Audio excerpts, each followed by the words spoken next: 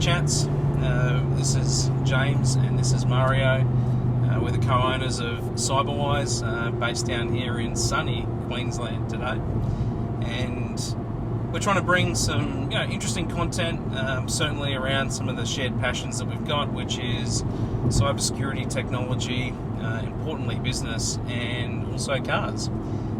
Today we're blessed to be propelled down the road by 10 wonderful cylinders. It's got the heart of a Lamborghini and the sophistication of a fine German automobile. We're in an Audi R8 V10. It's actually Mario's personal car, and probably in another video we might share a bit more around some personal journeys and some milestones, but certainly this car represents a number of achievements in Mario's personal and professional journey, and it's great that we can share this with you today. We'll be doing some other things as well in the near future. We'll be getting some other cars, we'll be doing some other experiences. We've got some unique vehicles teed up, which is cool, and we'll be doing some off-roading and full driving stuff as well, which kind of blends all of our shared passions, all to the background of hearing us talk about cybersecurity, business, importantly, and some of the things that might be important for you guys to know. We thought we'd use, this first chapter, this first episode, to perhaps maybe give a little bit of background around us, probably a topic that we least comfortably love to talk about. Love it. Yeah, awesome. Let's do it. Love it. But it does a little bit of scene setting and hopefully bridges the gap on introducing us and introducing who we are at Cyber Wyze. But Mario and I, and again, I'm not going to monopolise all this, but we've known each other for over 20 years. We've shared both a personal and professional journey over that time, and I think that's really the bedrock of our business is the trust and reliability that comes from a relationship shared over that time, shared experience, shared learnings, and much as life, not everything is a win, and being able to take those learning opportunities individually and together and weaponizing them to create success stories in the future. So we thought we'd kind of kick off with maybe a little bit of background individually, and I'll let Murray, you're better off speaking for yourself, mate. Yeah, definitely. So my background stems from cybersecurity in the early days of online credit card processing. So my early foray into it was dealing with enterprise clients that dealt with credit card processing, integrations with banks both domestically here and overseas. So that saw me just basically deal with or work with the vast different experiences of people from really high-level enterprise businesses and banks to the mid-level. And for an industry like fintech or banking that you would think would be at the precipice of everything new, wasn't actually the case. And as everything, I like to very much a solutions-orientated person where, square peg, round hole, and that was the perfect industry for me. That's where it started off, and that's what's brought me here today, really. Yeah. And when you think about that learning, so cybersecurity perhaps maybe traditionally was seen as something for organisations that could afford to do it. Definitely. It was big time that. It's, I almost want to say the elephant in the room. It was always depicted as the server guy, the IT guy's responsibility. It wasn't a business issue. It was just something to look after the servers, make sure the in-house guys' emails were secure, the file server was secure. Yeah. Whereas that's, I want to say legacy way of thinking now. It's the old mentality. Yeah. Cybersecurity now, it's a business problem. It's a business concern. And it involves everybody from the entry-level people, management, the whole way down. It trickles the way down where everybody needs to be concerned with it and involved with it, and with implementing the processes that are required with it. So it's definitely evolved over that period of time. Yeah, and that's probably a good segue to where my experience has brought me to this point. So also, much like Mario, a 20-year plus industry experienced person, My background was much more, though, in technical strategic leadership and business innovation.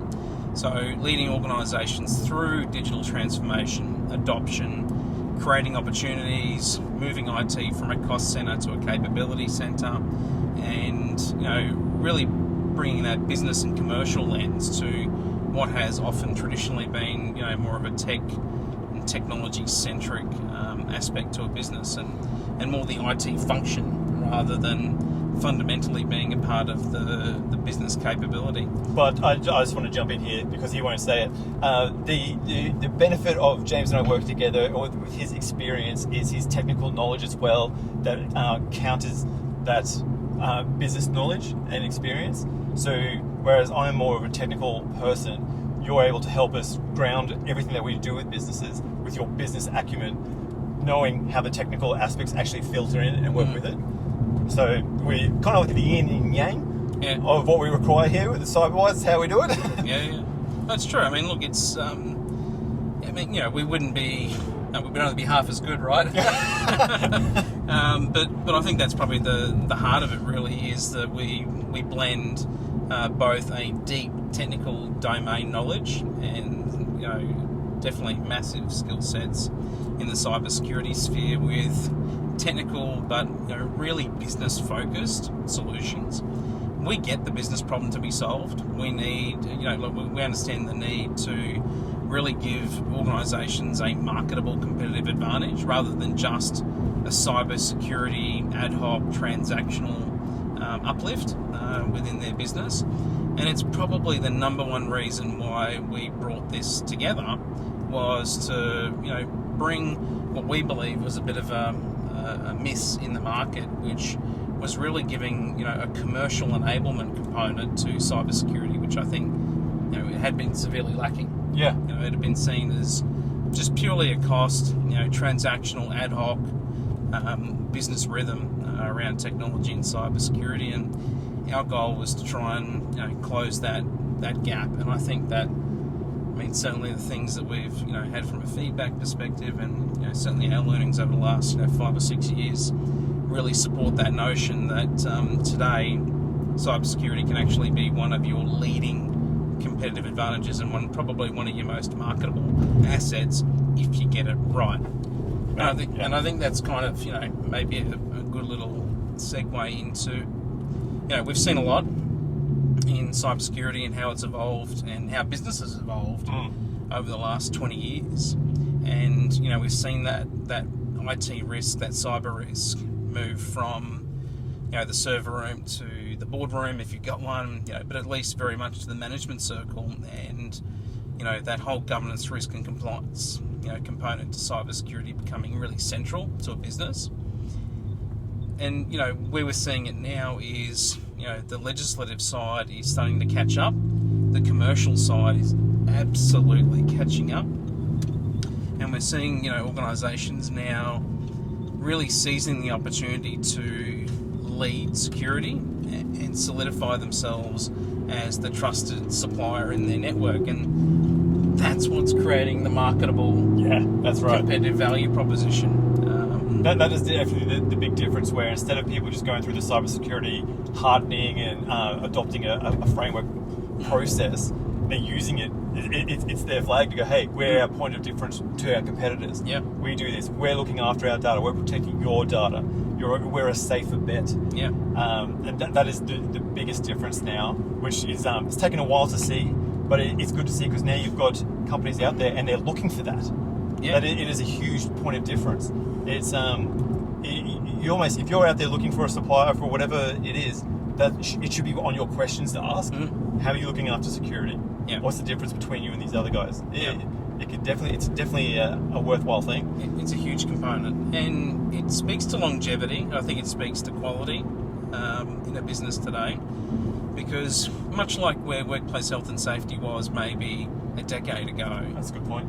cybersecurity is well on its way, and while legislatively it's still catching up, the 2030 strategy laid out by the federal government does paint a reasonable picture, I think, of what's coming down the road. And we've already seen in the last sort of 8 or 9 months the legislative shifts with the Cybersecurity Act. Australia's first dedicated cybersecurity legislation. We've seen amendments to the Privacy Act and signals of what's likely to come in the future. But now there's real consequences for inaction. From a legislative and enforcement standpoint. But I don't think that's really what should motivate people. This is all really creating business conditions that now dictate that it's essential that cybersecurity is a core integrated capability within your business, and it's got to be demonstrated. Yeah. They're looking for businesses that aren't checking their own homework, that are engaging, best of breed organisations to support them, but to also know that it's central to their business's governance, risk and compliance, framework, but also business strategy. Your resilience of your business. Yep. So I think the thing that still puzzles me constantly when we have this conversation with some business owners is the ones who are a little bit more reluctant to act on any of this is when you ask the question, okay, what if something happened tomorrow and your business is stopped, dead in its tracks? How long is it going to take you to fix everything? Are you fine? Are you just going to go to pen and paper? Yep. What's going to happen? And it's not until you start that conversation, that thinking, they're like, oh, hang on. Yeah. And like, okay, so yeah, this will help us in the market. That's Yep. great. But what about your own business continuity and keep running? Yep. You want to protect your own asset. 100%. So it's an evolving conversation. It is, especially when you start thinking about everyone's livelihoods that are dependent upon your business being open tomorrow. Yeah. And then reputational risk and just organisational trust from your customer's perspective. I mean, look, we won't go on, but the landscape has shifted, and I think probably, we could probably think of many examples, but there's one that stands out. Most recently, we were talking with a client, and when they came to understand the time it was going to take, not the cost, the time it was going to take to bring them up where they needed to be yesterday. They've got some mandated requirements which have come down upon them from their clients that they need to meet, and they're at a real risk of not maintaining these contracts of supply. And the time it's going to take them to bring to bear the capabilities, it's not a switch that you can flick on. And I think that's probably the most recent and most vivid example I've seen where business has gone, well, it's something that we need to do, but when you realise that it's something that you need to constantly be working on, and needs to be a fundamental component of your business, well, that's a totally different conversation. That's right. Well, if you want to put another little twist on it, it's like health.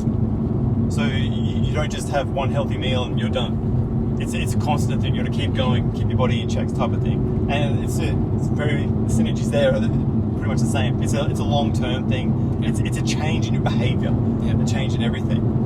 But it's all for the positive. It's all for the better. 100%. So we try to use this opportunity to perhaps maybe introduce the conversation, introduce this series. Yes.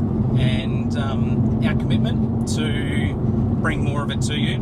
We look forward to doing it, and we look forward to sharing some of our clients' stories in the very near future, because they've definitely reached out and said, when's my turn?